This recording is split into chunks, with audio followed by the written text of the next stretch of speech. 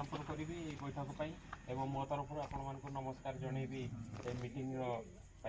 तो आज आपण गाँव में मीटिंग कर मुख्य उद्देश्य था एवं तो आलोचना आपड़ कर तो गाँव को सरकार को तरफ गोटे गजसाथी कार्यक्रम आपण मानक दिज्व से गजसाथी कार्यक्रम कर मुख्य उद्देश्य रहा जे वन्यजंतु मान दाउरू मनीष एवं आमर धनजीवन एवं वन्यजंतु मैंने कौ भाव में सुरक्षा रेसियाली हाथी कौ भाव में सुरक्षा रही सरकार ये गजसाथी कार्यक्रम 2 वर्ष है आरंभ कर ढेंकानाल जिले में। ये ढेंकानाल जिला बर्तमान ओडिशार प्रथम स्थान में आज्ञा अच्छी हाथी आ मनीषर बद भितर एटी प्रत्येक दिन आपड़ देखिए खबर कागज हो टीवी हो मोबाइल हो कौटी ना कौटी हाथीटे मरीगला ना कौटी लोक हाथी मारिला कहार घर भांगीगला कहार धान फसल नष्ट कला